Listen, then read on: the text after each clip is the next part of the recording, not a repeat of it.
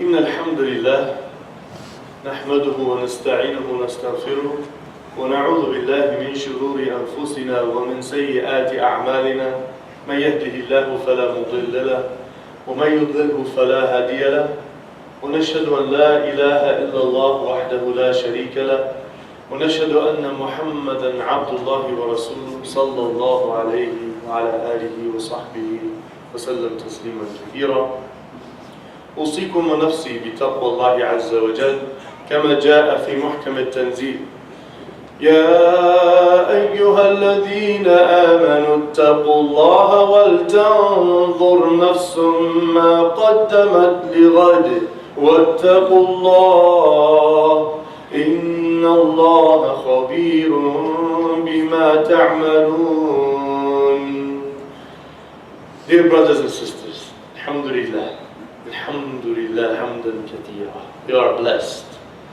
We live in so many blessings and so many favors. Right now in Ramadan, we realize what it is such a big blessing that we can just eat breakfast and lunch and all of these things every day. And the cold water that we drink, people say, what is he doing to us? Yeah, we're fasting, alhamdulillah. We embrace it. We embrace this reality. We see this huge spiritual value and benefit to it. So we're surrounded with these blessings. And probably the huge, most significant blessing is the intellectual capacity and potential that we all have. That's the distinguishing characteristic of the human being. Allamahul bayan. We've been taught sophisticated expression. The first ayah that came to the Prophet sallallahu alaihi wasallam, Iqra bismi rabbika alladhi khalaq. It confused him because he's from an illiterate nation and he is one of his people. He said, I don't read. I don't read. He said, no, read in the name of your Lord who created. So the interesting implied meaning here is everything down to its very essence we should learn about and realize where it all came from. We should be people of knowledge and understanding. The Quran emphasized time and time again, praising those who think. الَّذِينَ يَتَفَكَّرُونَ in the creation of the earth. الَّذِينَ يَعْقِلُونَ those who rationalize and understand things deeply. وَأُولُو الْأَلْبَابِ وَأُولُو الْأَبْصَارِ those with deep intellectual capacities. People who are using all of those faculties to get down to the bottom of things, to think about things, right? In the Battle of Badr, a very interesting, I don't know of any other example like that in the old, they used to call it the medieval world, right? The dark ages of the world that the Prophet ﷺ and Arabia were living in, or with the rest of the world. The Battle of Badr, this huge significant victory of people who were from different tribes just connected by faith, trying to show that these people with enmity from the Quraysh, who have time and time again proved hatred and enmity towards the Muslims, that we will stand our ground. So they took in these captives, and then, as is narrated in the Hasan Hadith, the reliable Hadith, that the Prophet ﷺ said, look, those among you captives who can read and write, we will let you free and we will ransom you if you teach some Muslims to read and write. This is a huge statement that the Prophet ﷺ is telling his companions. This need for intellectual foundation is intrinsic in our legacy. So that's what we want to talk about today. Right now, as of 2015, the world literacy rate has climbed to 86%.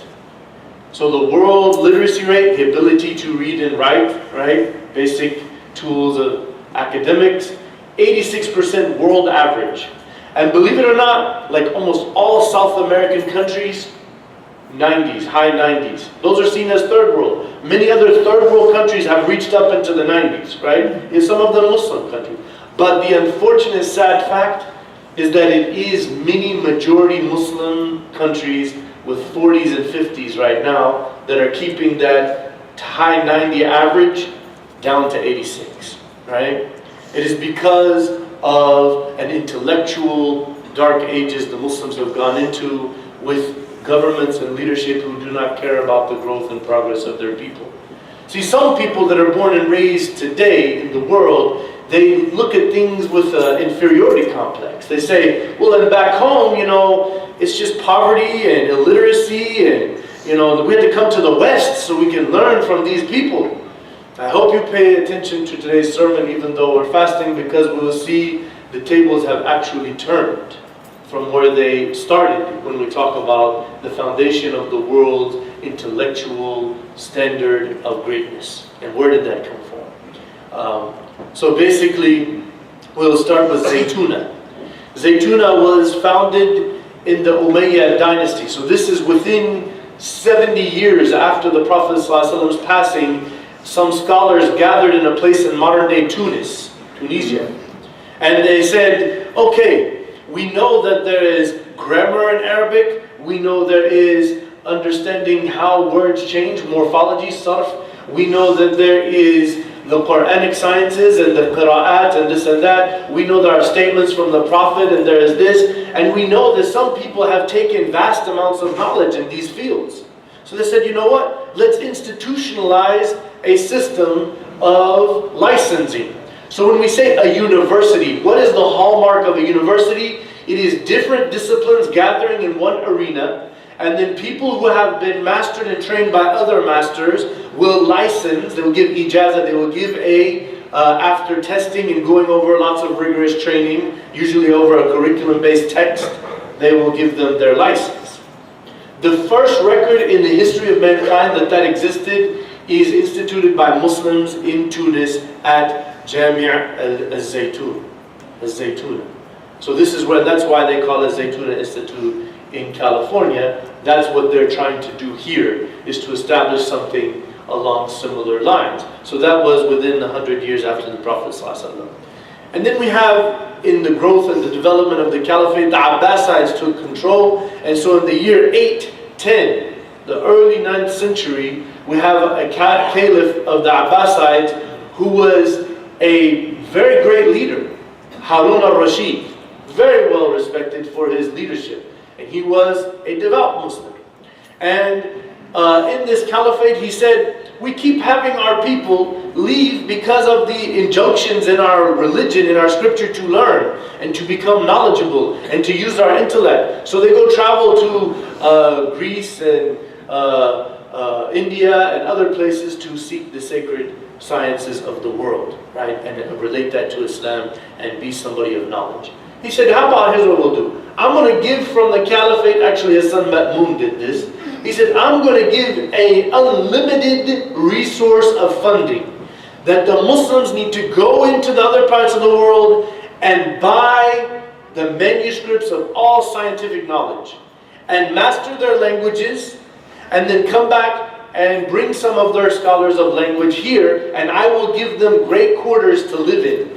Bring the scholars from other places, bring them here, and they started something called Darul Hikmah. We talked about it last year in Taraweeh, the House of Wisdom, right?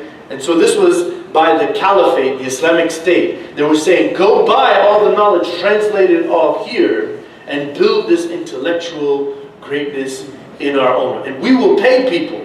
If they said we only have one, pay somebody to write that into another script and then pay them whatever it takes to buy that to bring it here.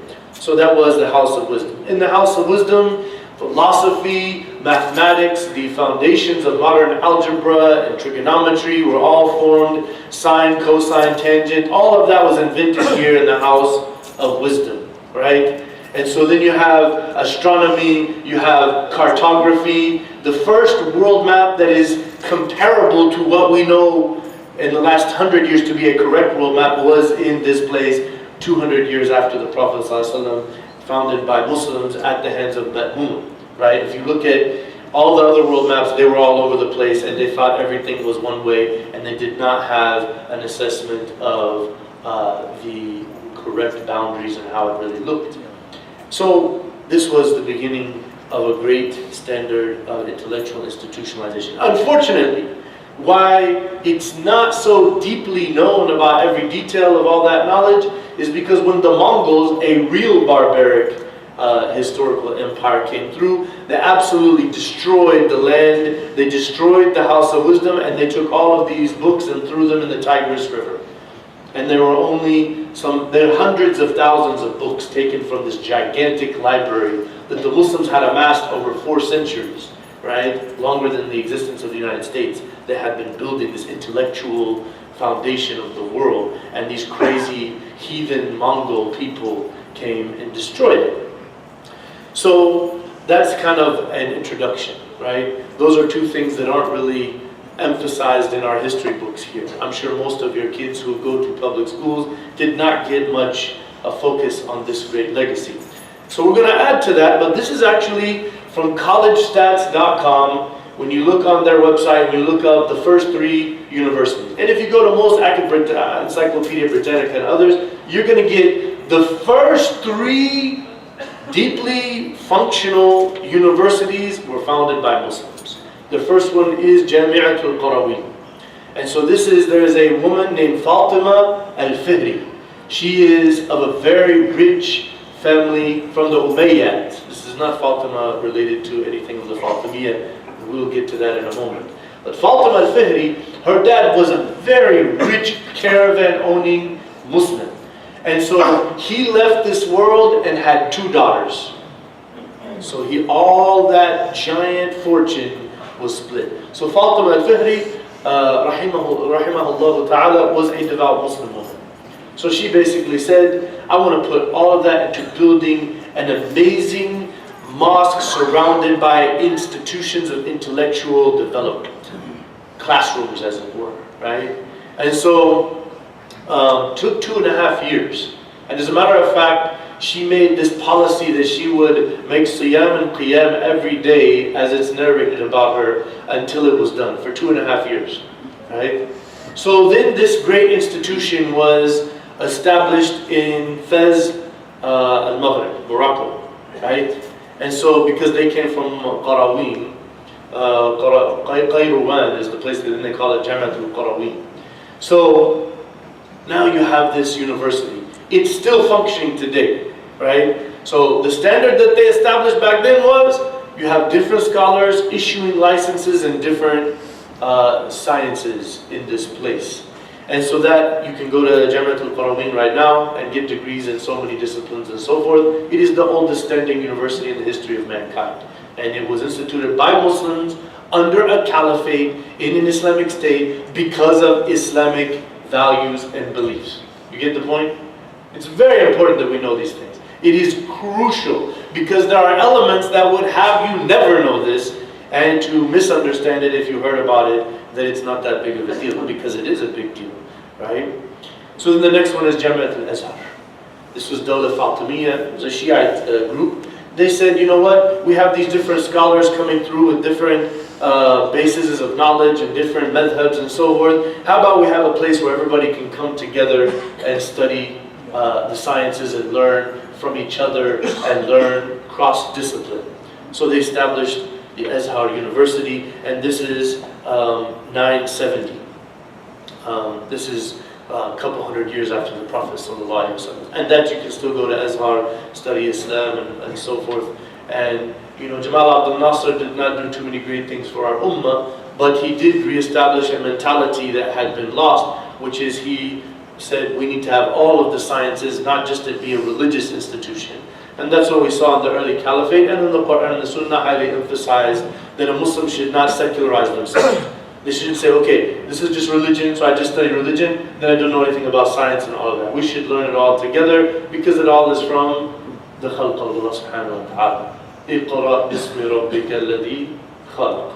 Yeah. So this is our ummah and who we are and what we're about. So then 100 years later, a lot of people don't know that when the Abbasid Caliphate started to lose its greatness and it split up and there was internal and basically, unfortunately, alcohol and terrible things became common in that society, a group of Seljuk Turks were running the administrative and military aspects of this caliphate, and they saw that these people are not running their caliphate correctly.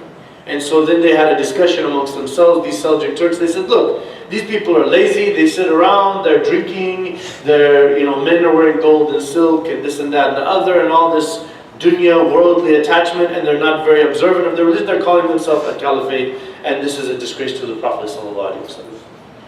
So they basically took over. And it wasn't a battle because, well, with some of them it was a battle, but the Abbasids actually handed it over. They said, look, you guys know what you're doing. You're much more strong about ministry. But then they said, well, you guys need to go out and get a job and do something, because you can't just be the caliph and have a palace because you're from this family. You're not doing anything. Go do something with yourself. And this is an Islamic character. This idea of being a king and getting all the resources of land simply because you're born into this family has no place at all in our religion. Zero. And so they started instituted going back to the original way a caliphate is, intellectual, professional way of running and managing a society. So the Seljuk Turks, they started something called al-Madaris al-Nizamiyya. So Arsalan Alab of the Nizam tribe, basically he established these Nizam schools, and so they standardized at many places. And in Baghdad, one of the famous teachers or professors at the Nizam, Abu Hamid al-Ghazali, as many of you know about, that's where he taught. A lot of people don't know about this stuff, right? One of the famous scholars of our history, many people take from. And so across the Muslim world, there was these established institutions of licensed training with texts, with notes, with tests, with official ijazah that you get if you become a master of your discipline, right? So that was the third known university style, and that was in the year 1065, which is the 11th century. Now, according to all Western standards, the first Western university was in Bologna, Italy, in the end of the 11th century, after the Nizamiyya. So, I'm asking you, Europe got this idea to have a university system. Where do you think they got this idea from? They got it from us. But are you taught that? Even in the Muslim world, do they teach this? No. And so, in some places they do, but in many places they don't. There's a worldwide conspiracy to make our history stained, that it's some barbaric swords and all of this. And although the whole imperial world that existed back then was like that, and so we had to live in that world and deal with it, that was not our foundational interaction with the world. We were a people of moral and intellectual greatness. That is our legacy. That's who we are. That's what we represent. This is the fact of the matter. These first three universities that the world ever knew, with sophisticated class discipline of different sciences and issuing degrees, and people would respect, they would know where that degree came from, and they would give that person. So towards the end of that time, after now, they've established the Bologna and the Oxford University in England, which is all mapping. So Oxford, you could say, is highly influenced by the works of Adelard Bath. We talked about him last year in Taraweeh. So Adelard Bath was the Brit who introduced to a lot of Europe the Arabic numerals, 1, 2, 3, 4, those Arabic numerals. He introduced those over there, and he introduced many things. As a dignitary, he came with ambassadors to Spain.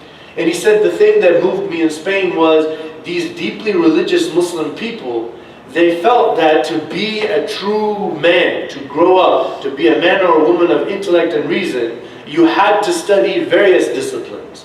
You had to study language, geography, science, mathematics, and then if you wanted to focus on a discipline, when you have that foundation, you would go out, which is the university system we have today. Actually, the concept of the liberal arts, that was founded in Cordoba, Spain. The sciences that you study as a general education foundation is something that the Muslims perceived as essential for a human's growth in the world. So this is basically what we find in our history and our legacy. Now many Muslims, when they come over here, they remember, back home, the schools of the government, as we see unfortunately, very weak. And they're not reliable. Those Christian Western schools they put in the Muslim world are very high quality. very, high level. So some of them, when they come here, when they start to think, well, why are we doing Islamic school? We're trying to go back to being like it was back home? And that's the wrong understanding. What we're trying to do is to properly balance between religion and general sciences of the world. And we have an opportunity here in America with the general education that's offered, with the financial opportunities and the community freedom that we have in building our own schools, that we can really excel and build the highest school if we so put our effort, mind, body, and soul, and participation into it. Well, some people say, well, I get that point, but I have some reservations about the way they're doing this and they're managing that. Muslims, we love to be critics, and we need to chill out. And we need to see things positively.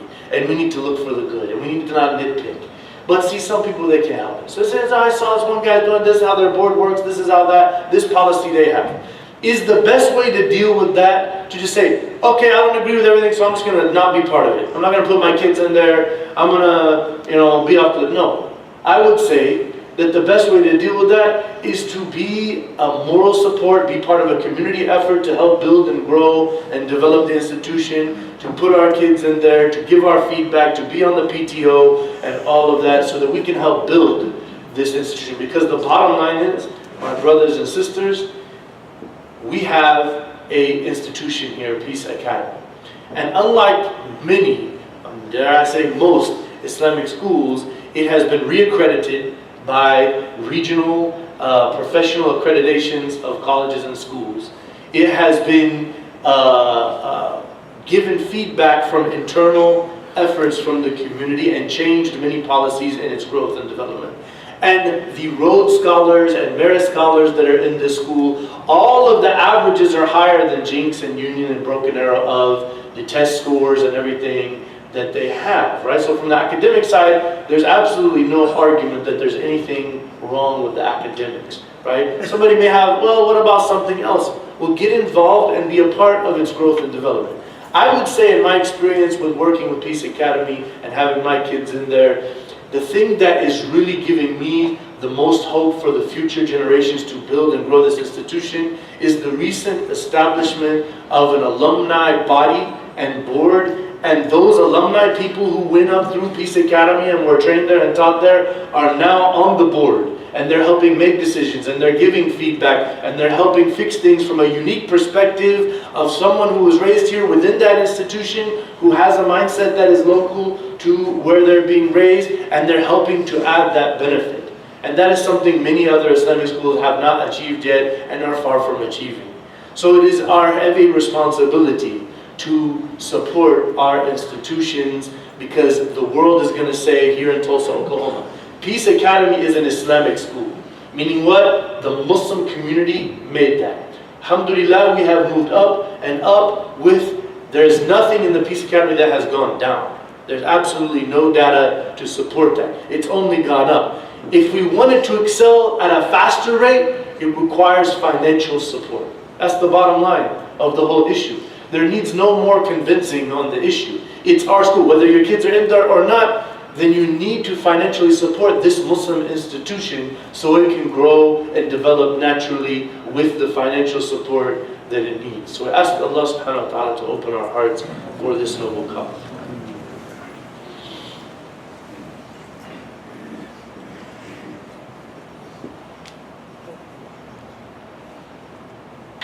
Bismillah walhamdulillah wa salatu wa salam ala rasulillah. This is the time where the Prophet ﷺ was most generous. The hadiths are very clear. He was the most generous guy they knew. But in Ramadan, he would give so much wealth as though he does not fear poverty, as though he doesn't mind sitting at home with nothing, right? And so we have an opportunity in front of us today to all be part of the growth and development of our institution for our community. At some point, we want to see that the growth and development is so heavy. We have to build new buildings. We have to enroll waiting lists of non-Muslims who say, wow, just like Adelard of Bath went from Europe to go travel to the Muslim world to learn Arabic in order to lift his level of scientific knowledge and capacity in the intellectual academic world, we would like to see that. If we produce that, we see it. There are atheists who put their kids in Christian schools, right? Trust me, it has nothing to do with being Christian that made them want to do that, and they don't necessarily agree with anything Christian. But they saw that that school, in its general moral environment, as well as the academic achievement and excellence, that they saw a place of greatness. Please move forward.